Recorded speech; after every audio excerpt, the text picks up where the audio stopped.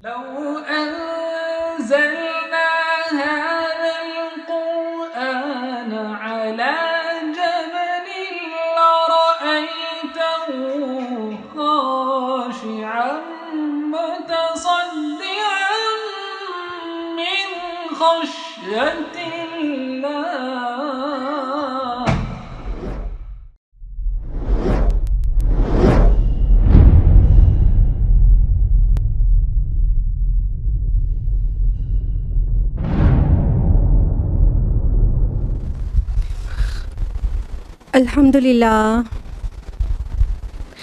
अल्हम्दुलिल्लाहि रब्बिल आलमीन वस्सलातु वस्सलामु अला रसूलिहिल करीम व अला आलिहि व अस्हाबिहि अजमईन। अम्मा बादु अऊज़ु बिल्लाहि मिनश शैतानिर रजीम। बिस्मिल्लाहिर रहमानिर रहीम। व लक़द यस्सरनल क़ुरआन लिज़्ज़िक्रि फ़हल मिन मुद्दकिर। बिस्मिल्लाहिर रहमानिर रहीम। रब्बिश्रह ली सदरी व यस्सिर ली अमरी वहलुल उक़दतम मिन लिसानी यफ़क़हू क़ौली। मेरी अज़ीज़ी सामियात, दर्स कुरान मजीद में आपका तहे दिल से खैर मक़दम है। अस्सलामु अलैकुम व रहमतुल्लाहि व बरकातुहू। अल्लाह रब्बुल आलमीन की ज़ात बाबरकात से उम्मीद है कि आप सब बख़ैर व आफ़ियत होंगी। अल्हम्दुलिल्लाह। दर्स कुरान मजीद में मेरे साथ कौन सी सूरा चल रही है? जी, सूरा मुमिन। और लास्ट टाइम हम लोगों ने कहाँ तक करके रोका था? किस आयत तक?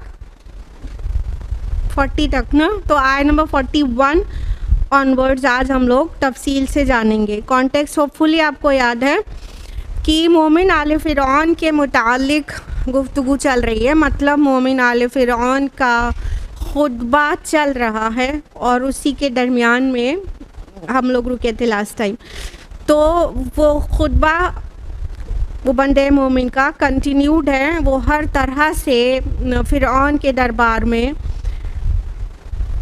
कन्विंस करने की कोशिश कर रहे हैं कि मूसा अलैहिस्सलाम हक़ पर हैं, उन्हें कत्ल करने की साजिश ना किया जाए और एक अल्लाह की इबादत की तरफ ये लोग आ जाएं और दुनिया और आखिरत दोनों की कामयाबी और कामरानी सरबुलंदी इसमें है कि मूसा अलैहिस्सलाम की बात मान लिया जाए।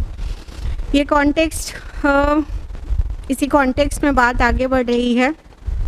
आयत नंबर 41 है, वया कौमी मा ली अदउकुम इलन नजात। ए मेरी कौम के लोगों, मुझे क्या कि मैं तुम्हें पुकार रहा हूँ नजात की तरफ। वतदऊननी इलन नार, और तुम मुझे दावत दे रहे हो आग की। ये जो मोमिन आले फ़िरऔन कह रहे हैं माली, ये माली कलमा इस्तिअजाब है। इसका मतलब हैरानी वाली बात है, ताज्जुब की बात है। मैं तो तुम्हें नजात की तरफ बुला रहा हूँ और तुम मुझे आग की तरफ बुला रहे हो। ऐसा महसूस होता है कि फ़िरऔन ने तो 2 बार इंटरप्ट किया था उस मोमिन के खुतबे में और इस बंदे मोमिन ने कोई नोटिस नहीं लिया था फ़िरऔन के इंटरप्ट करने का और उसका कोई जवाब नहीं दिया था, क्योंकि फ़िरऔन किस कदर डीठ था उसे पता था। तो उसके जवाब में तो कुछ भी नहीं कहा था, फ़िरऔन के जवाब में कुछ नहीं कहा था। और ये जो बात कही जा रही है, मैं तुम्हें नजात की तरफ बुला रहा हूँ और तुम मुझे आग की दावत दे रहे हो, इसके बैकग्राउंड में ऐसा महसूस होता है कि जो दरबार में और लोग भी और मिनिस्टर्स और उनके उमरा बैठे थे, उनमें से भी किसी ने टोका या तो कहा कुछ इस तरह की बात कि तुम हमारे आबाई दीन से हमें रोक रहे हो और हमारा आबाई दीन ये है, तुम्हें भी बल्कि चाहिए कि तुम अपने आबा व अजदाद के दीन की पैरवी करो और तुम एक नया दीन लेकर आ गए हो, मूसा नया दीन लेकर आए, तुम उसकी पैरवी कर रहे हो, उसकी तरफ हमें बुला रहे हो। कुछ ऐसी बातें महसूस होता है कि इसके बैकग्राउंड में दूसरे मिनिस्टर्स या उमरा जो फ़िरऔन के कोर्ट के थे उन्होंने कही। तो ये उस बात का जवाब है कि ऐ मेरी कौम के लोगों, मुझे क्या हुआ है कि मैं तो तुम्हें बुला रहा हूँ नजात की तरफ और तुम मुझे आग की तरफ बुला रहे हो। क्योंकि इससे ऊपर फ़िरौन के जो अल्फाज थे वो तो दर्ज हुए दोनों जगह पर, लेकिन और लोगों ने क्या कहा वो यहाँ पर महज़ूफ़ है। तो इस बात से लगता है कि ऐसी कोई बात कही गई थी। तो वो हैरानी वाले कलमे के साथ मा लियदऊकुम इलन नजाती, कि मैं तो तुम्हें, हैरानी वाली बात है, ताज्जुब की बात है, कितनी अजीब बात है, मैं तो तुम्हें नजात की तरफ बुला रहा हूँ, तुम्हारे कामयाबी और कामरानी की तरफ तुम्हें बुला रहा हूँ, और तुम मुझे आग की तरफ बुला रहे हो, यानी मुझसे शिर्क करने के लिए कह रहे हो, जिसका अल्टीमेट डेस्टिनेशन जहन्नम है। आगे मज़ीद फरमाया उस बंदे मोमिन ने, तदऊननी लिअकफुर बिल्लाहि व उश्रिक बिही मा लैसा ली बिही इल्म, तुम मुझे दावत दे रहे हो इस बात की कि मैं अल्लाह का कुफ्र करूं और शरीक ठहराऊं उसके साथ जिसका मुझे कोई इल्म नहीं है। व अना अदऊकुम इलल अज़ीज़िल गफ़्फ़ार, और मैं तुम्हें बुला रहा हूँ उस ज़ात की तरफ जो ज़बरदस्त है बख्शिश करने वाला। अब मज़ीद उन्होंने वजाहत की उस मोमिन आले फ़िरौन ने कि तुम मुझे किस चीज़ की तरफ बुला रहे हो, कुफ्र और शिर्क की तरफ। देखिए यहाँ पे जो आया कि लिअकफुर बिल्लाहि व उश्रिक बिही, कि मैं अल्लाह का कुफ्र करूँ और उसका शिर्क करूँ, अगर आप गौर करेंगे ना तो शिर्क भी एक्चुअली कुफ्र ही है। कुफ्र और शिर्क अलग अलग चीज़ नहीं है। गौर करने से पता चलेगा कि शिर्क करना भी एक्चुअली कुफ्र करना ही है। क्यों? क्योंकि एक अल्लाह की इबादत और एक अल्लाह को एक जानना उसके तमाम हुकूक के साथ है। सिर्फ ये मानना नहीं होता है कि अल्लाह ताला एग्जिस्ट करते हैं, बल्कि अल्लाह ताला को उसके तमाम हुकूक के साथ पहचानना होता है। तो अल्लाह ताला एक हैं और इबादतें भी अल्लाह की ही होगी, दुआएं भी उसी से होगी, और रुबूबियत भी अल्लाह ही की है। सारे अस्मा और सिफ़ात जो हैं वो अल्लाह ताला के जो कुरान में मेंशन है उनके साथ अल्लाह ताला को तस्लीम करना है। तो ये एक्चुअली तौहीद है। लेकिन जब इंसान शिर्क करता है तो वो अल्लाह को तो मान रहा होता है, अल्लाह ताला हैं द सुप्रीम पावर, लेकिन वो जो डेमी गॉड्स हैं, जो देवी देवता या जो और लोगों को, माबूदान बातिल को उनके साथ एसोसिएट कर दिया गया, तो अल्लाह को माना तो जा रहा है लेकिन हुकूक में मिलावट की जा रही है। इसलिए शिर्क भी कुफ्र ही है, क्योंकि अल्लाह ताला को सिर्फ मानना नहीं है, उसके पूरी इबादत और हुकूक के साथ उसे मानना है। इसलिए ये दोनों ये मुशरिक थे, ये जो कौम थी वो मुशरिक थी, लेकिन इस बंदे मोमिन कह रहे हैं कि मैं उसका कुफ्र करूं और शिर्क करूं, दोनों कलमात एक साथ आ गए। तो इससे साफ जाहिर है कि शिर्क भी एक काइंड ऑफ कुफ्र ही है। ये नहीं कहा जा सकता कि मुशरिक अल्लाह को तो मानता है इसलिए वो काफिर नहीं है, हाँ अल्लाह के साथ और पार्टनर्स एसोसिएट करता है, इतना का फ़र्क है। नहीं, अल्लाह को मानता है लेकिन उसकी पूरी ज़ात और सिफ़ात के साथ नहीं मानता, जो कि ज़रूरी है। सिर्फ अल्लाह को मान लेना ज़रूरी नहीं, पूरी ज़ात और सिफ़ात भी उसी के लिए मुख्तस करना ये भी ज़रूरी है तौहीद के लिए। इसलिए शिर्क भी कुफ्र ही है। बंदे मोमिन ने कहा कि तुम मुझे दावत दे रहे हो कि मैं कुफ्र करूं, मैं शिर्क करूं उसका जिसका मुझे कोई इल्म नहीं है। बारह हमने आपके सामने ये बात रखी है कि शिर्क की ना कोई अक़ली दलील है ना नक़ली दलील है। शिर्क बेदलील चीज़ है। तौहीद के लिए कोई दलील नहीं चाहिए, इसलिए कि तौहीद ही फितरा में भी है, पूरी कायनात में भी है। फितरत से लेके कायनात की हर चीज़ दलील है कि अल्लाह एक है और उसी की इबादत करनी चाहिए। लेकिन जब कोई इस रास्ते से भटकता है तौहीद के रास्ते से, तो अब उसकी दलील चाहिए कि अगर कोई कह रहा है कि अल्लाह ताला के साथ और पार्टनर्स भी हैं जो ये पूरे सिस्टम को रन करने में काम कर रहे हैं या दुआओं को सुनने में वगैरह वगैरह, तो अब दलील चाहिए ना। तो शिर्क की कोई दलील ही नहीं है। शिर्क सबसे बेसनद और बेदलील बात है, यानी कि ना ही ये लॉजिक और रैशनल से साबित हो सकता है और ना ही उसकी कोई नकली दलील है। नकली दलील का मतलब होगा आसमानी किताबों से, ये नहीं कि किसी भी किताब में किसी ने कुछ लिख दिया है, नकल कर दिया है तो वो नकली दलील हो गई, नहीं, आसमानी किताबों से। तो आसमानी किताब में कभी शिर्क को पेश नहीं किया गया, तो इसलिए शिर्क की कोई दलील नहीं है। तो इसलिए वो कह रहे हैं बंदा मोमिन कि मैं ऐसा काम करूं, तुम मुझे शिर्क की तरफ बुला रहे हो जिसका मेरे पास कोई इल्म नहीं है, यानी कि मेरे पास कोई दलील नहीं है, कोई ऐसी कभी किसी आसमानी किताब में नहीं आया कि कई खुदा को माना जा सकता है, किसी रसूल ने इस तरफ दावत नहीं दी है, तो इसका उनको इल्म नहीं है कि मतलब ना ही इंटेलेक्ट से ये बात साबित हो रही है और ना ही किसी रिटन प्रूफ से साबित हो रही है, तो उस तरफ आप हमको बुला रहे हो।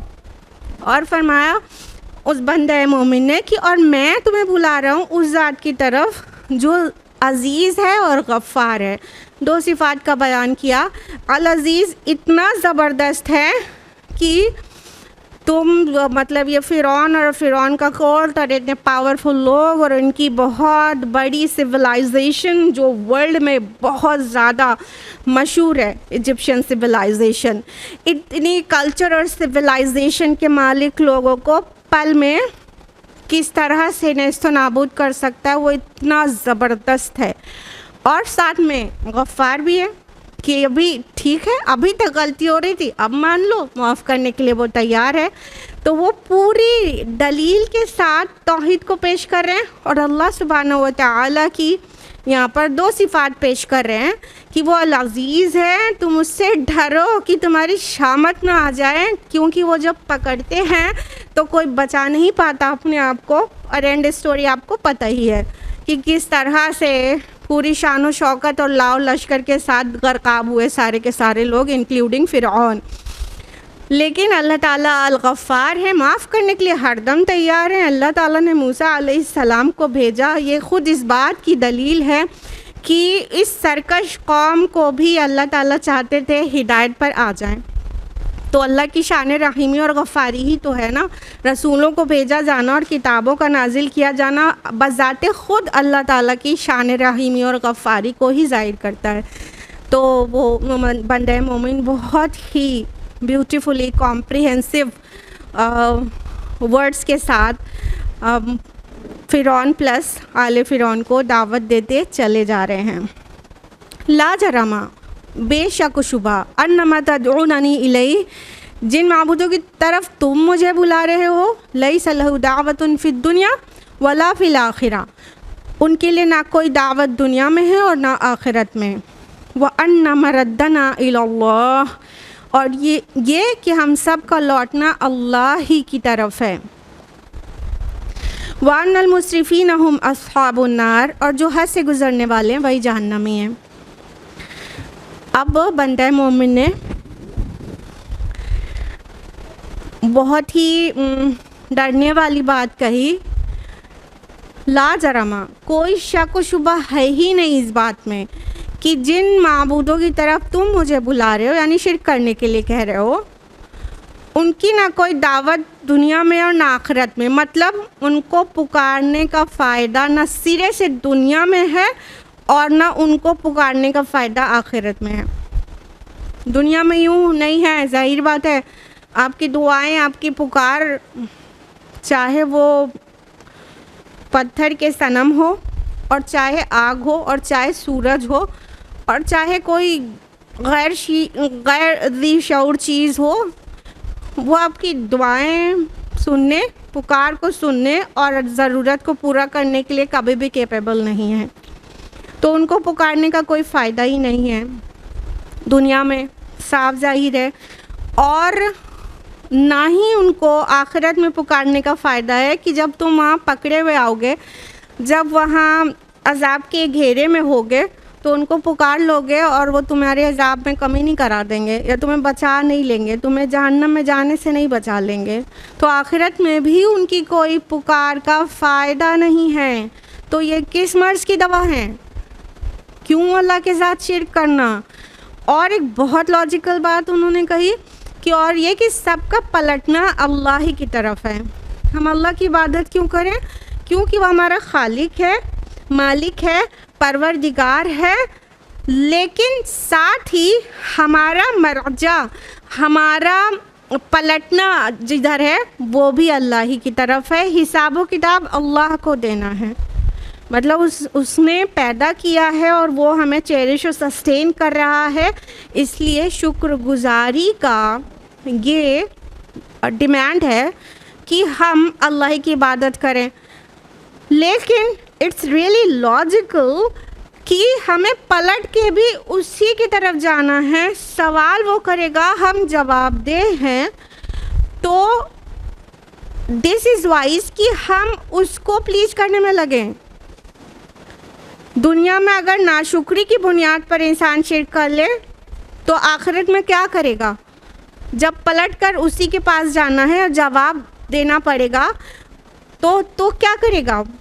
तो अल्लाह ताला राज़ी रहेंगे तो आखिरत संवर जाएगी। पलटना वही है, हिसाबो किताब वही होना है और हाकिम वही होगा। यहाँ पर भी वही हाकिम है, लेकिन हमें फ्री विल जो दी है उस फ्री विल पर हम इतनी गड़बड़ी करते हैं, यहाँ तक कि शिर्क भी। तो आगे उस बंदे मोमिन ने फरमाया कि और जो मुसरिफ़ीन है ना, जो हद से गुज़रने वाले हैं ना, वही जहन्नमी है। अब थर्ड पर्सन में ही बोल रहे हैं। पिछली बार भी हमने आपकी अटेंशन सीख की थी इस तरफ की दावत के काम में हिकमत बहुत ज़रूरी है, और आपको बीच बीच में हम बताते चलेंगे कि दावत की हिकमतें क्या हैं। और इस पूरे बंदे मोमिन के खुतबे को हमने ठीक से पढ़ने के लिए भी कहा था। तो यहाँ पर भी देखिए ये कह रहे हैं जो मुसरिफ़ीन हैं वो हद से गुज़रने वाले। ये नहीं कह रहे तुम लोग मुसरिफ़ीन और तुम लोग हद से गुज़रने वाले। बात समझ रहे ना? जब इस तरह से सेकेंड पर्सन में बात होती है कोई ऐसी नेगेटिव टाइप की, तो क्या होता है, इंसान प्रोवोक हो जाता है कि बेइज्जती कर रहे हो तुम हमारी, या तो तुमने हमने ऐसा कैसे कह दिया। इसलिए हिकमत दावत में से ये भी है कि जो नेगेटिव बातें, नेगेटिव इन द सेंस कि जो तंबी वाली बातें हैं, वो थर्ड पर्सन के सेंस में कहें कि जो लोग ऐसा करते हैं उनको ऐसा हो जाएगा। क्लियर? तो ये बंदे मोमिन भी कह रहे हैं जो हद से गुजरने वाले हैं वो जहन्नमी है। ये नहीं कह रहे तुम अब अपने आप को देख लो कि तुम क्या कर रहे हो, हद से गुजरे हुए हो कि नहीं। और उसमें फ़िरऔन भी बैठा था जो इंतहाई मुसरिफ़ था। मुसरिफ़ीन, मुसरिफ़ का प्लूरल है ना, तो मुसरिफ़ मीन्स हद से गुजरने वाला, एक्स्ट्रावेगेंट। तो जो भी हद से एक्स्ट्रावेगेंट सिर्फ पैसे का नहीं होता ना, अमल का भी होता है ना। तो जो हद से गुजर जाए वो मुसरिफ़ कहलाता है। तो फ़िरौन और आले फ़िरौन बिल्कुल ही हद से गुज़रे हुए थे ना, अल्लाह के रसूल के ख़िलाफ़ प्लानिंग कर रहे हैं और मान के नहीं दे रहे हैं। और बहुत ही जुल्म रवा रखा था ना फ़िरौन ने बनी इसराइल के ऊपर। तो अल्लाह ताला को तो बनी इसराइल के ऊपर रहम आ गया कि अल्लाह ताला उनको उठाए, इतने दबे कुचले हुए हैं। तो अल्लाह ताला ने मूसा अलैहिस्सलाम को भेज दिया। तो 2 मिशन पर थे मूसा अलैहिस्सलाम, कौन कौन से आप लोग बताएंगे? बताइए। 2 डिफरेंट मिशंस पर थे ना मूसा अलैहिस्सलाम। क्या? एक बनी इसराइल को रिलीज़ कराना वहाँ से फ़िरौन के जुल्म सितम से, दूसरा फ़िरौन और आले फ़िरौन को भी दावत देना, उनके सामने भी रब्बुल आलमीन को इंट्रोड्यूस करना। दोनों मिशंस थे फिर मूसा अलैहिस्सलाम के। तो आगे फरमाया बंदे मोमिन ने, जो कि उनके खुतबे की आखिरी आयत है, फ़सतज़कुरून मा अक़ूलु लकुम, तो अनक़रीब तुम याद करोगे वो बातें जो मैं तुम्हें कह रहा हूँ। वउफ़व्विदु अम्री इलल्लाह, और मैं अपना मामला तो अल्लाह के हवाले करता हूँ। इन्नल्लाह बसीरुम बिल इबाद, अल्लाह यकीनन अपने बंदों को देख रहा है। देखिए उन्होंने ग्लैड टाइडिंग्स भी दी कि मान लोगे तौहीद को तो जन्नत में बेहिसाब रिस्क मिलेगा। उन्होंने इंतज़ार भी किया कि नहीं मानने वालों का, मुसरिफ़ीन का क्या अंजाम होगा, वो अस्हाबुन नार हैं। ठीक है, उन्होंने बशारत का भी काम किया, इज़हार का भी काम किया, और कौम के लिए जिस तरह जज्बाती अपील होनी चाहिए वो भी किया, सब तरह से किया। कंक्लूड अपनी बात किस बात पर कर रहे हैं, बहुत ही अपीलिंग अंदाज में और बहुत ही सेंटिमेंटल अंदाज में, कि मैं जो तुम्हें कह रहा हूँ ना तुम बाद में याद करोगे। यानी अगर तो आज तुमने नहीं मानी मेरी, तो जो अज़ाब आएगा ना जिस दिन, उस दिन तुम्हें याद आएगा कि वो बंदा मना कर रहा था इस काम से, आखिर हम इस अज़ाब में घिर गए। या तो फिर क़यामत के दिन तुम्हें याद आएगा कि इसी चीज़ से तो रोका था उस बंदे ने। हाँ, तो बहुत ही जब इंसान, जब जैसे वालिदैन भी होते हैं तो बच्चों को कोई चीज़ के लिए मना कर रहे होते हैं, मान गए तो खैर, नहीं मानते और जान रहे होते ये रास्ता सही नहीं है और बच्चा नुकसान उठाएगा, तो फिर वो कह देते हैं ना जज्बाती होके, देखना तुम याद करोगे कि मम्मी सही कह रही थी। ऐसे ही जज्बाती हो जाते हैं और उनकी मोहब्बत टूटी पड़ती है उनके ऊपर, लेकिन सामने वाला मान के नहीं दे रहा होता। तो ये अंदाज़ इख्तियार किया उस बंदे मोमिन ने, इतनी हिकमत थी उनके अंदर। उन्होंने कहा कि देखो तुम एक दिन याद करोगे, यानी सब तरह से अक़ली सतह पर समझा दिया, अब जज्बाती सतह पर भी कह रहे हैं देखो मान लो, नहीं तो एक दिन याद करोगे। और ये सब कुछ कहने के बाद वो क्या कह रहे हैं, मैं अपना मामला तो अल्लाह के सुपुर्द करता हूँ। यानी उन्हें अच्छी तरह पता है कि ये जो जसारत उन्होंने की है ना फ़िरौन और आले फ़िरौन के सामने, फ़िरौन के कोर्ट में मूसा अलैहिस्सलाम की दावत को सही बताना और इन सब को दावत दे डालना, और तो उनका ईमान भी ज़ाहिर हो गया कि वो मूसा अलैहिस्सलाम पर ईमान ला चुके हैं, जिससे फ़िरौन बहुत ज़्यादा ख़ाइफ़ भी है कि उसके कोर्ट में भी ऐसे लोग आ चुके हैं जो मूसा के तरीक़े पर चलने वाले हैं, और इतना बड़ा जालिम बादशाह है फ़िरौन, उन्हें अच्छी तरह पता है अब उसके ख़िलाफ़ क्या होने वाला है।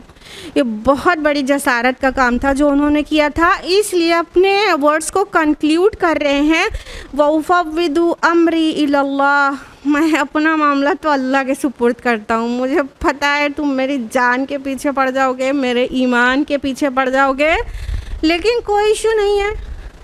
जिस रब के ऊपर ईमान लाए थे उसी रब के हवाले मैं करता हूँ अपने मामले को। तुम्हें जो करना है अब तुम कर गुज़रो, तुमसे जो बन पड़े कर गुज़रो, मुझे फ़र्क नहीं पड़ता। मुझे ये महसूस हुआ कि आज मैं अपनी ज़ुबान खोलूँ अब और चुप ना रहूँ और अपने ईमान को ना छुपाऊँ, तो मैंने बोल दिया।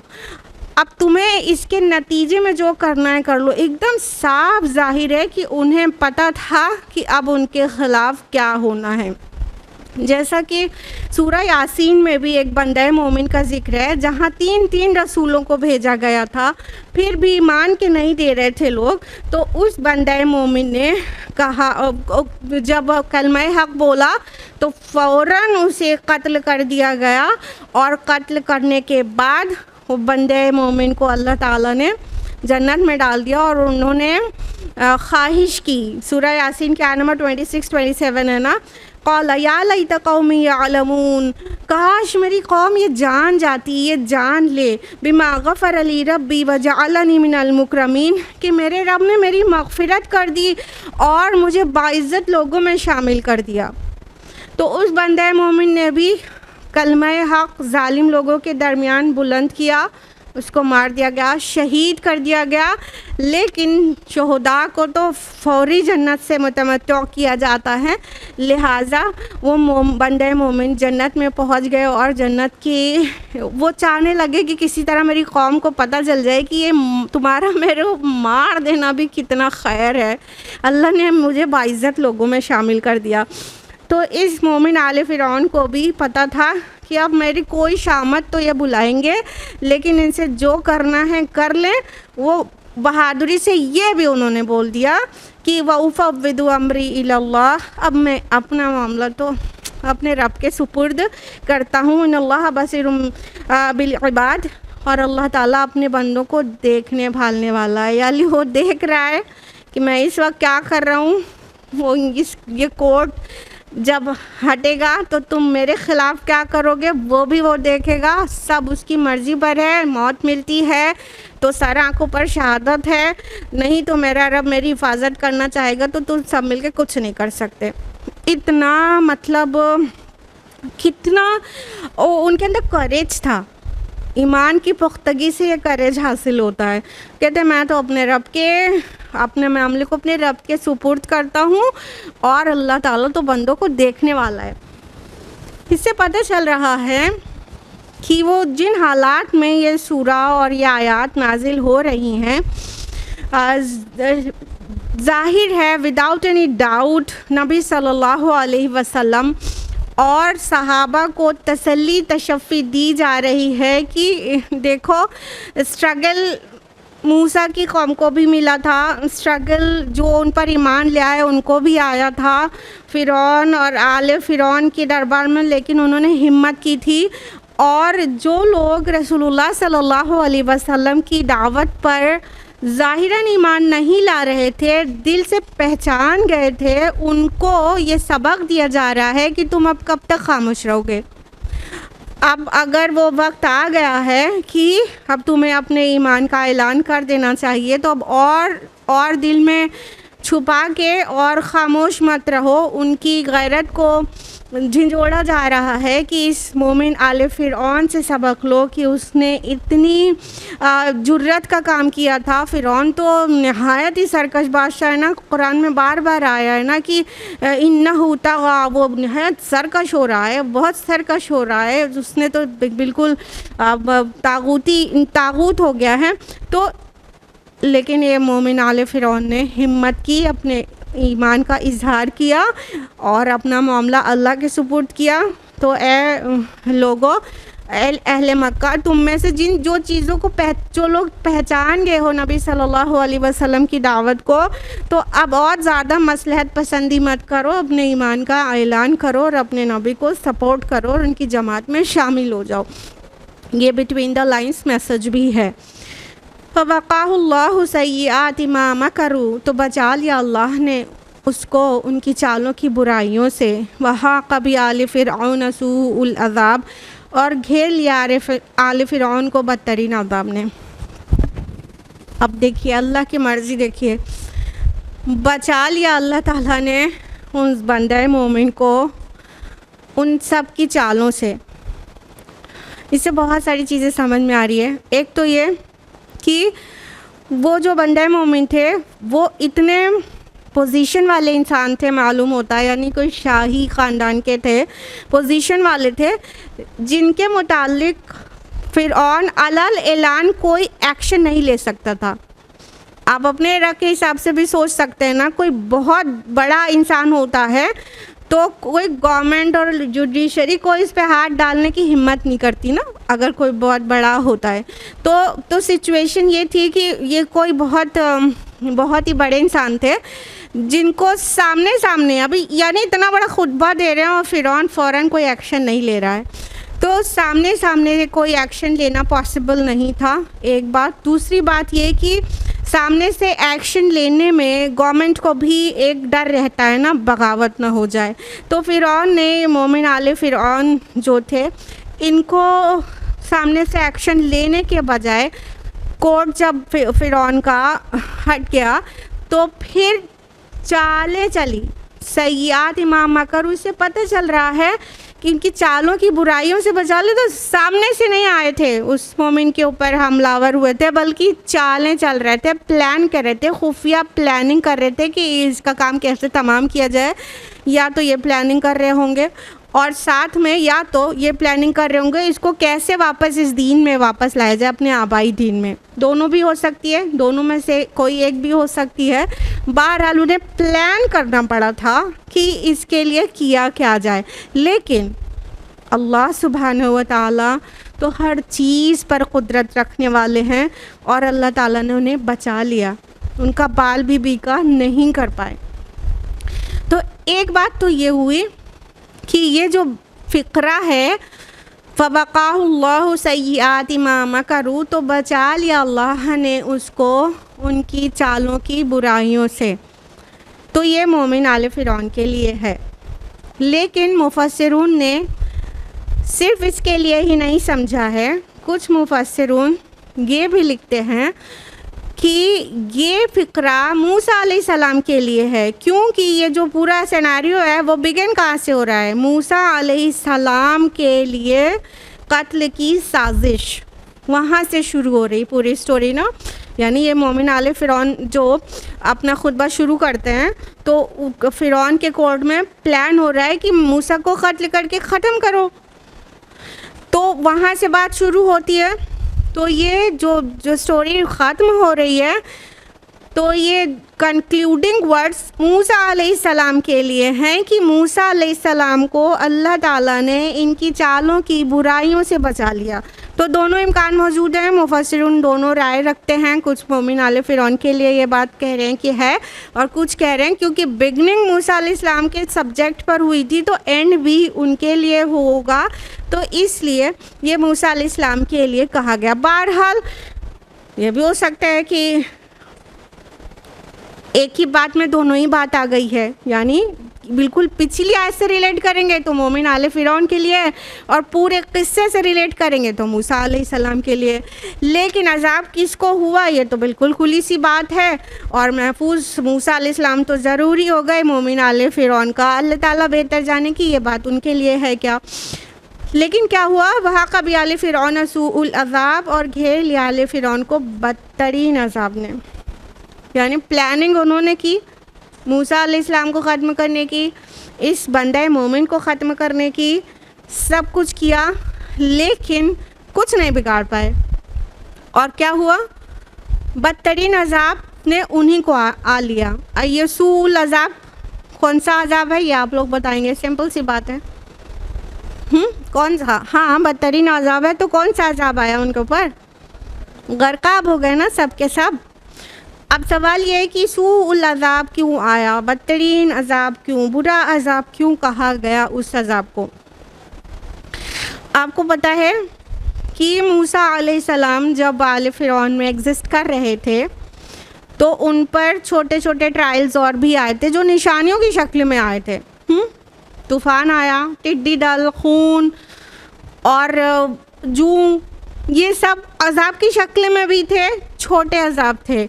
और इस छोटे अज़ाब में देखिए जो ट्रायल्स होते हैं ना, ये भी एक अज़ाब की शक्ल होते हैं, लेकिन वो ट्रायल इसलिए होते हैं क्योंकि वो जगाने के लिए होते हैं, वो खटखटाने के लिए होते हैं।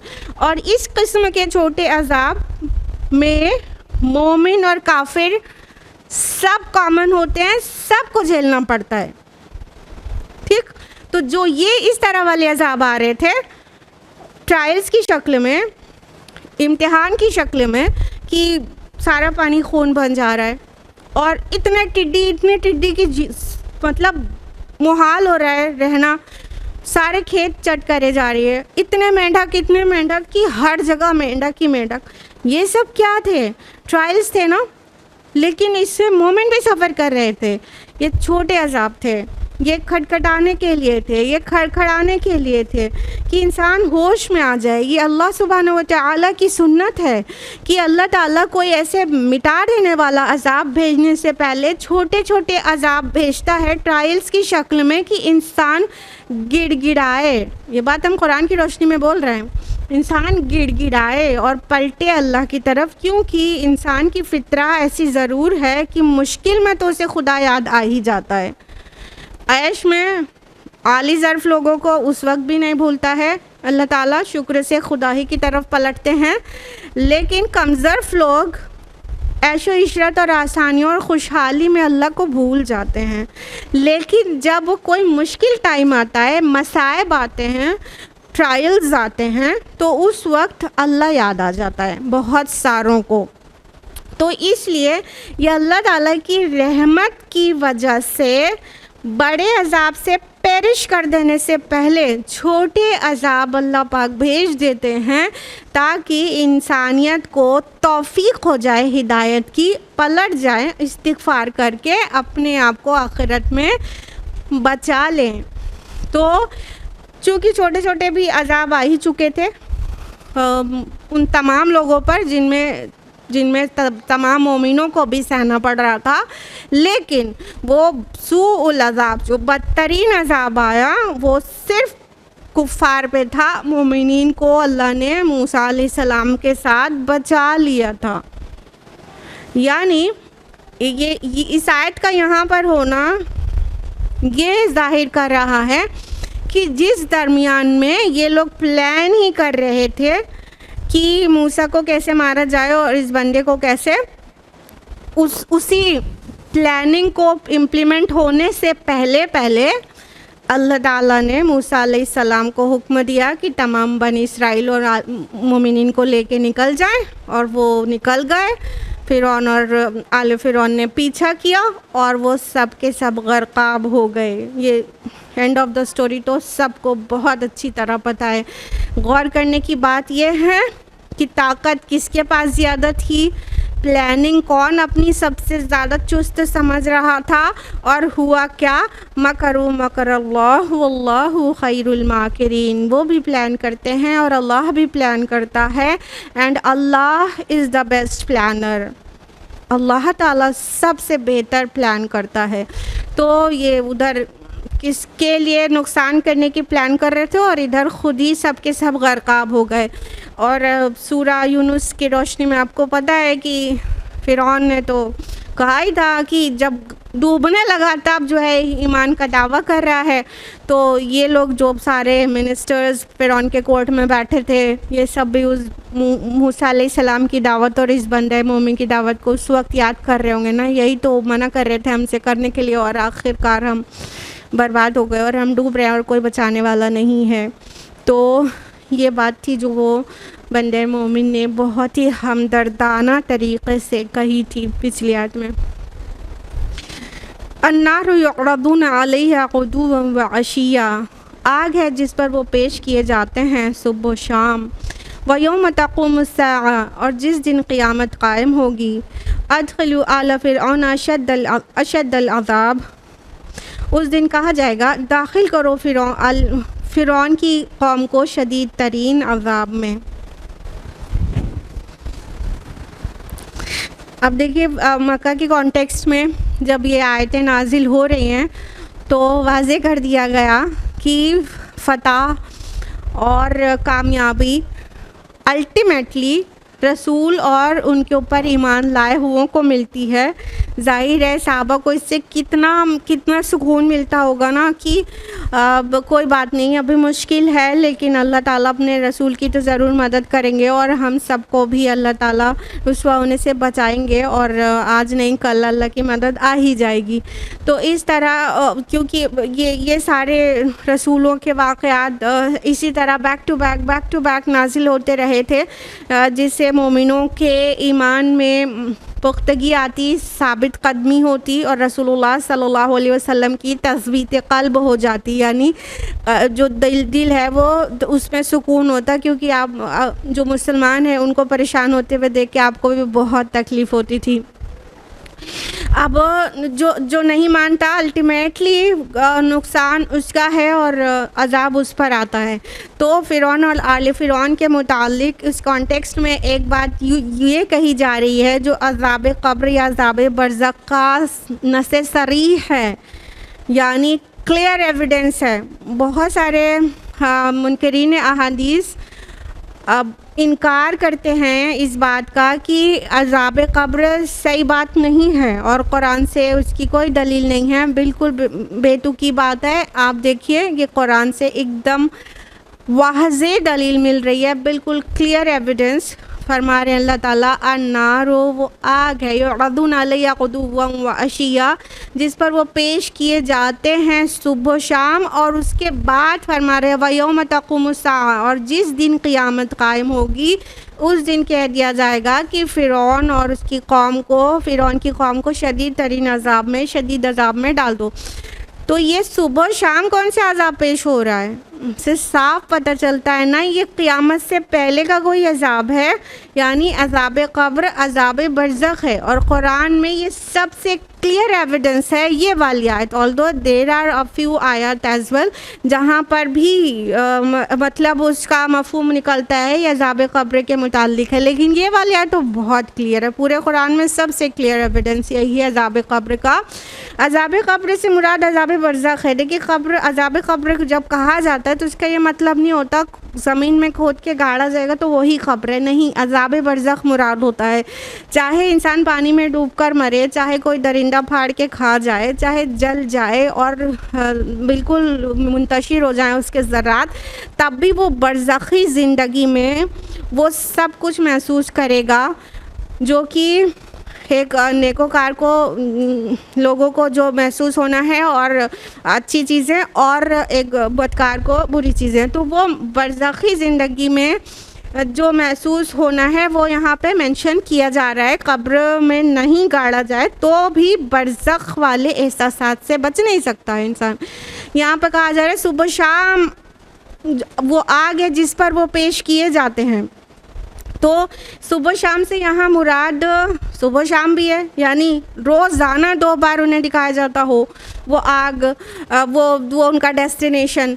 और सुबह शाम एक फ्रेज़ के अंदाज में भी कहते हैं ना कि एक कहावत भी होती है ना, प्रोवर्ब की, सुबह शाम तुम्हें एक ही काम की धुन है, मतलब हमेशा को भी सुबह शाम कहते हैं ना। तो मुस्तकिल का अज़ाब है ये भी मुराद हो सकता है, और सुबह शाम वो अज़ाब पेश किया जाता है ये भी मुराद हो सकता है। बुखारी मुस्लिम की मुत्तफ़क़ अलैह रिवायत है और मुस्नद अहमद में भी है। अहादीस से तो सराहतन वाज़ेह है कि अज़ाब क़ब्र होता है कि जब इंसान मरता है तो नेकोकारों को उसका डेस्टिनेशन यानी जन्नत, उसका सुबह शाम उसका नज़ारा कराया जाता है, जिससे उसके दिल की तसल्ली होती है। उसे पेश किया जाता है कि ये जगह है जहाँ तुम्हें जाना है। और गुनहगारों को जहन्नम का नज़ारा सुबह शाम कराया जाता है, जिससे उसे मज़ीद तकलीफ़ होती है कि यहाँ उसे जाना है, यानी डेस्टिनेशन दिखाया जाता है। उसके अलावा सुनन तिरमिज़ी की हदीस है कि कब्र या तो जन्नत के बागीचों में से एक बागीचा है या तो जहन्नम के गढ़ों में से एक गढ़ा है। तो अहादीस में तो बहुत सराहत के साथ आता है कि अज़ाब कब्र होने वाली चीज़ है, और आप लोगों को ये भी ज़रूर पता रहना चाहिए कि इन चीज़ों से कब्र का अज़ाब होता है। पेशाब की छींटों में एहतियात ना करने से भी कब्र का अज़ाब होता है, ग़ीबत करने से भी कब्र का अज़ाब होता है। अपने बच्चों को सिखाइए कि पेशाब की छींटों से किस तरह से बचना है और एहतियातन पैर वगैरह धोना है, मतलब बेएहतियाती नजासत से अच्छी चीज़ नहीं है। तो अज़ाब कब्र हदीस में बहुत तफसील के साथ है ना कि किन किन चीज़ों से कब्र का अज़ाब होता है। तो इन चीज़ों से ख़ुद भी बचने की ज़रूरत है और अपने बच्चों को भी बचपन से तरबियत करिए ताकि वो आराम से इन चीज़ों से बचें। और फरमाया कि जिस दिन क़यामत कायम होगी तो उनको शदीद अज़ाब में डाल दिया जाएगा। ये डिफ्रेंशिएट कर ही रहा है ये कि उससे पहले किसी और अज़ाब की बात थी, और क़यामत के दिन जो अज़ाब होगा वो शदीद होगा। अब ये बात सिर्फ आले फ़िरौन के लिए नहीं है, यहाँ पे उस कॉन्टेक्स्ट में आई है तो है हर गुनाहगार, हर मुतकब्बिर के लिए ये बात है कि सुबह शाम उसे नज़ारा कराया जाता है आग का, ताकि वो तड़पे और परेशान हो कि हमें मेरा जाना यहाँ है अल्टीमेटली। और नेकोकारों को तसल्ली दी जाती है, वो भी जैसी भी स्टेट होती हो, सेमी कॉन्शियस या जैसी भी, ये तो अल्लाह बेहतर जाने, और जो लोग बरज़ख में पहुँच गए हैं वो जाने कि महसूस कैसा होता है। लेकिन दिस इज़ द रियलिटी कि जन्नती को जन्नत दिखाई जाएगी बार बार और जहन्नमी को जहन्नम दिखाई जाएगी। और जो ये आले फ़िरौन के लिए कहा जा रहा है वो सिर्फ आले फ़िरौन नहीं, हर गुनाहगार के साथ ये किया जाता है। वइज़ यतहाजुना फ़िन्नार फ़यक़ुलु दुअफ़ाउ लिल्लज़ीना इस्तकबरू, और जब वो आग में एक दूसरे से झगड़ेंगे तो कमज़ोर लोग बड़े बनने वालों से कहेंगे इन्ना कुन्ना लकुम तबअन फ़हल अंतुम मुग़नून अन्ना नसीबम मिनन नार, हम तो तुम्हारी पैरवी करते थे, तो क्या तुम लोग हमसे आग के अज़ाब का कोई हिस्सा कम करवा सकते हो। अब देखिए जहन्नम में और क़यामत के महशर के मैदान में झगड़े तो बहुत सारे कुरान में कई जगह पर मेंशन्ड है कि गुनाहगार लोग, मुजरिम लोग आपस में झगड़ा ही करने लग जाएंगे, क्योंकि मुश्किल टाइम में झगड़ा होना बहुत नॉर्मल बात है। हर जगह मुश्किल टाइम पे झगड़ने लग जाते हैं लोग। तो अब ये जो लोग आग में होंगे तो वो लोग क्या करेंगे, जो मुत्तबईन थे, जो कमज़ोर लोग थे, जो ज़ईफ़ लोग थे, जो फॉलोअर, ब्लाइंड फॉलोवर्स थे, वो जब अपने साथ उनको देखेंगे ना, अल्लज़ीना इस्तकबरू, जो बड़े बने हुए थे, जिनको फॉलो किया था वो भी वहीं होंगे, और कमज़ोर लोग जिन्होंने फॉलो किया था वो भी वहीं होंगे। तो वो बड़ों से कहेंगे, बड़े बनने वालों से बेसिकली, अभी हम आप इस पॉइंट की तरफ आते हैं कि ये फॉलोअर्स कहेंगे हमने तो तुमको फॉलो किया था ना, तो तुम्हारी ज़्यादा गलती है, तुम गुनाह के लीडर्स थे, तुम शिर्क और बेहयाई के लीडर्स थे, तुमको फॉलो किया था ना हमने, तो अब तुम्हारा ज़्यादा हक बनता है कि तुमको ज़्यादा अज़ाब मिले। तुम हमारा अज़ाब कम करवाओगे क्या? कम करवा दो। एक बात तो ये हुई कि वो ऐसे यही सोच के कहेंगे कि इनकी बड़ी गलती है तो इनको ज़्यादा अज़ाब मिले, ठीक है, लेकिन हमें ज़्यादा ना मिले, हमने तो इनको फॉलो करने की छोटी गलती की है, इन्होंने तो बुराई की तरफ हमें बुलाया था, इनको डबल अज़ाब मिलना चाहिए। तो एक तो ये हुआ, और दूसरा ये कि वो जान रहे होंगे फ़ायदा कुछ नहीं है बात कहने से, लेकिन उन्हें ताना भी तो देना है और अपने नफ्स को किसी तरह तो सेटिस्फाई करना है, तो जान रहे होंगे कहना बिल्कुल बेसूद है, लेकिन फिर भी कहेंगे, क्योंकि वो बड़े बनने वाले इन्होंने जो है अपनी बड़ाई में ऐसा किया, और इन्होंने उनको चुपचाप से फॉलो करके किया। फिर वही वर्ड आ रहा है, क़ाल लज़ीना इस्तकबरू इन्ना कुल्लुन फ़ीहा, वो बड़े बनने वाले कहेंगे हम सभी उसके अंदर पड़े हुए हैं। इन्नल्लाह क़द हकम बैनल इबाद, अल्लाह ने तो अपने बंदों के माबैन फ़ैसला कर दिया है।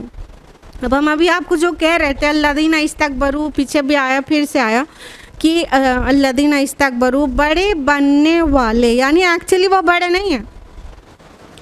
बड़ाई, ध्यान से सुनिए, बड़ाई सिर्फ और सिर्फ अल्लाह को सज़ावार है, बड़ा सिर्फ वो है, बाकी बड़ाई किसी के लिए भी नहीं है। जो अपने को बड़ा समझता है वो अपने को बड़ा समझ रहा है, बन रहा है, एक्चुअली नहीं है। तो ये जो अल्लज़ीना इस्तकबरू हैं, तो वो लोग जो अपने को बड़ा बनते हैं, अपने को बड़ा समझते हैं, ये तर्जुमा रहेगा, ये नहीं कि जो बड़े हैं। बड़ाई किसी के लिए ज़ेबा नहीं है, किबर किसी के लिए सही नहीं है, तकब्बुर किसी को भी नहीं करना चाहिए, क्योंकि अल मुतकब्बिर, बड़ा, एक्चुअली बड़ा सिर्फ अल्लाह है, सिर्फ अल्लाह है। तो ये जो बड़े बनने वाले हैं वो जवाब में क्या कहेंगे, जब उन्हें हेल्प सीख करेंगे, या तो कहेंगे भाई हमने तो आपको फॉलो किया था, आपकी ज़्यादा गलती है, तो आप हमसे अजाब को कुछ कम कराइए।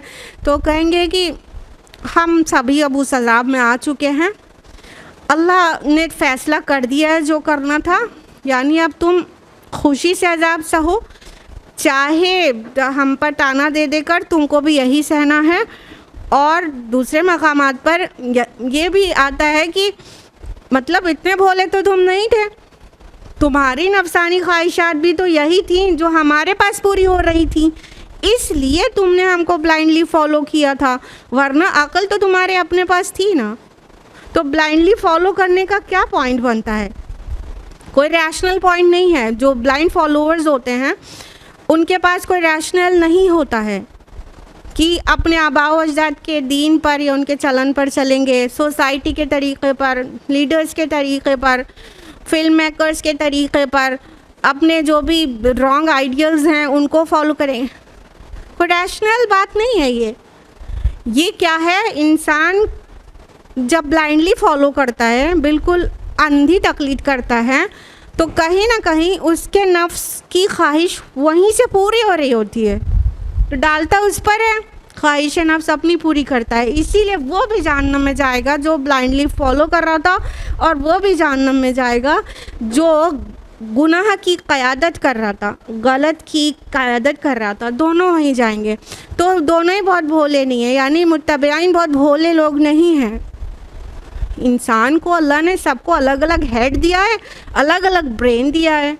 पूरी कौम को एक ब्रेन तो दिया नहीं है कि सब मिलके एक ही जैसा सोचेंगे। सबका सर अलग है, सबका ब्रेन अलग है, सब अपनी तरह से सोच सकते हैं, और सबकी फितरा पाक है। जो हक़ की आवाज़ सबके अंदर आती है, जब तक कि उसे इस कदर ना दबाया जाए कि उसे मस्ख़ करके रख दिया जाए। सिवाय परवर्टेड फितरा के सबकी फितरा उसे हक़ की पहचान कराती रहती है। तो ये सब कुछ वहाँ पर किसी भी तरह एंटरटेन नहीं किया जाएगा, और दोनों को ही अज़ाब होगा। अल्लाहुम्मा ला तजअलना मिनहुम, आमीन। वक़ाल अल्लज़ीना फ़िन्नारि लिख़ज़नति जहन्नम, और वो कहेंगे जो आग में होंगे जहन्नम के दारोगों से, उदउ रब्बकुम युख़फ़िफ़ अन्ना यौमम मिनल अज़ाब, कि आप अपने परवरदिगार से दुआ करें कि वो हमसे बस एक ही दिन के लिए अज़ाब में तख़फ़ीफ़ कर दे। क़ालू अवलम तकु तातीकुम रसूलुकुम बिल बैयिनात, वो जवाब में कहेंगे क्या तुम्हारे पास रसूल नहीं आते थे वाज़े निशानियों के साथ? क़ालू, वो कहेंगे फ़दउ, तो तुम, क़ालू बला, वो कहेंगे हाँ क्यों नहीं आते थे। क़ालू फ़दउ, तो वो जवाब देंगे कि अब तुम खुद ही पुकारो। वमा दुआउल काफ़िरीना इल्ला फ़ी दलाल, और काफिरों की दुआ नहीं है मगर भटक कर रह जाने वाली। अब जब ये मुत्तबईन जो ब्लाइंड फॉलोवर्स हैं, वो अपने जो लीडर्स हैं, गुनाह के लीडर्स थे, उनसे कह के वहाँ से कोई फ़ायदा नहीं हासिल होगा, किसी से कह के कोई फ़ायदा नहीं हासिल होगा, तो अब क्या करेंगे? जहन्नम के जो दारोगा हैं, जो खाजिन हैं, ये जो ख़ज़नती आया है, तो ये खाजिन की जमा है ख़ज़न, जिसका मतलब होता है दारोगा या जो गार्ड करने वाला है या जो सर्व कर रहा है वहाँ, तो वो फ़रिश्ते होंगे बेसिकली। तो उन फ़रिश्तों से, जहन्नम के दारोगा फ़रिश्तों से कहने लग जाएंगे कि आप अपने रब से दुआ कर दीजिए कि बस एक दिन के लिए अज़ाब कम कर दे हम लोगों के ऊपर, एक दिन। जैसे इंसान हफ्ते भर में काम करते करते थक जाता है, अज़ाब में भी नहीं होता, बस खाली थक जाता है, तो सोचता है वीकली ऑफ तो होना ही चाहिए, एक दिन की जो छुट्टी होनी चाहिए।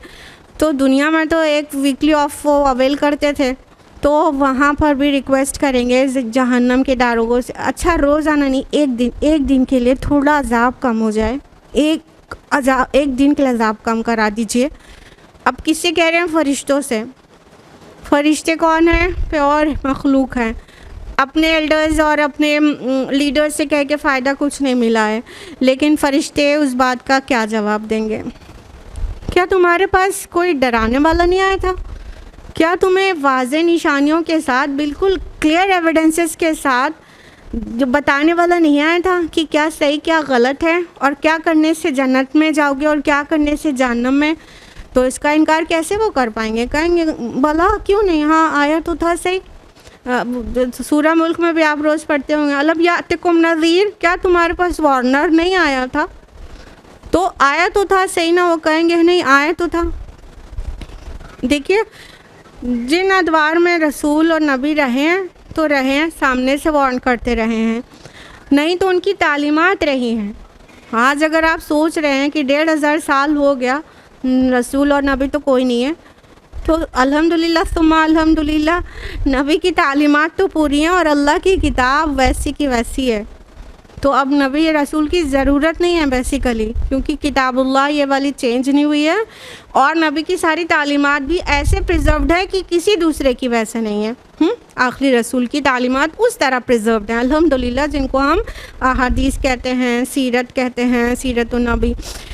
तो वो फरिश्ते ऐसे पूछ लेंगे उनसे, क्या तुम्हारे पास बिल्कुल बैनात के साथ, जो बिल्कुल वाज़े तालीमात हो, बिल्कुल साफ मोजिज़ात हों, बिल्कुल हक़ और बातिल जुदा कर देने वाली चीज़ें हों, वो लेके रसूल नहीं आए थे तुम्हारे पास? तो वो कहेंगे हाँ आए तो थे सही। तो फरिश्ते जवाब देंगे अब ऐसा करो तुम ही पुकार लो। मतलब फरिश्तों को इस बात की इजाज़त थोड़ी है कि गुनाहगारों के लिए और मुशरिकों के लिए वो किसी किस्म की वो करेंगे, सिफारिश करेंगे। उनको इस बात की इजाज़त नहीं है। तो वो टका सा जवाब दे देंगे कि देखो तुम्हारे लिए उज़्र माज़रत का मौका ही कोई नहीं है, क्योंकि तुम्हारे पास डराने वाले आए थे और तुमने मान कर नहीं दिया, लिहाजा अब तुम ही पुकार लो। हमको तो ऑर्डर ही नहीं है कि हम किसी गुनाहगार की वो सिफारिश करें। और फिर फरमाया गया कि और काफिरों की दुआ नहीं है मगर दलाल, भटक कर रह जाने वाली, यानी वो चाहे जितना खुद से भी पुकारें वो पुकार पहुँचेगी ही नहीं, यानी कि उसका जवाब नहीं मिलेगा, वो दुआ सुनी नहीं जाएगी और रद्द होके रह जाएगी। क्योंकि दुनिया में दुआ के लिए कहा जाता था अपने रब से दुआ करो, पुकारो। तो रब से को पुकारना मुहाल था इंसान को दुनिया परस्ती में, और दारुल अमल दुनिया थी, और कहा जाता था कि अभी अमल कर लो इससे पहले कि बहुत देर हो जाए। तो अमल नहीं होता था, नफसानी ख्वाहिशात की पैरवी थी। दारुल अमल में कहा जाता था अपने रब को जब तक वो गैब में है उसको पहचानो और उससे उस गैब पर ईमान लाओ और उसकी मानो और उसके रसूल की मानो। तो तकज़ीब करते थे। तो जब वहाँ पे कह रहे हैं तो बहुत देर हो गई, अब पुकार का भी गिड़गिड़ाने का भी किसी चीज़ का कोई फ़ायदा नहीं है, बहुत देर हो गई है, क्योंकि जहन्नम दारुल अमल नहीं है और ना ही पुकारने की जगह है। ये दुनिया दारुल अमल है और दुआ का घर है। तो अभी आले फ़िरौन के लिए तो देर हो चुकी है, लेकिन हमारे और आपके लिए अभी देर नहीं हुई। अब ज़रा अपने आप को टच करिए कि आप दारुल अमल में हैं, आप ना ही मैशर में हैं और ना ही डेस्टिनेशन पर, अभी दारुल अमल में हैं। और उस पछताने वाले टाइम के आने से पहले पहले अपनी ज़िंदगी को कुरान के मुताबिक ढाल लें और रसूलुल्लाह सल्लल्लाहु अलैहि वसल्लम की सुन्नत की पैरवी करें, यहाँ तक कि ये पछताने वाला वक्त हम पर और आप पर ना आने पाए इंशाअल्लाह। आज यहीं पर रुकते हैं। अल्लाह सुब्हानहू व तआला हम सबको कुरान मजीद का फ़हम अता करे और उसके फ़हम के साथ साथ उस पर अमल करने वाला बना दे। अल्लाह पाक हम सब पर जहन्नम की आग को हराम कर दे और अल्लाह रब्बुल आलमीन अपनी रहमत से हम सब को जन्नत में जगह दे दे। आमीन या रब्बल आलमीन। वाखिर दावाना अनिल हम्दुलिल्लाहि रब्बिल आलमीन।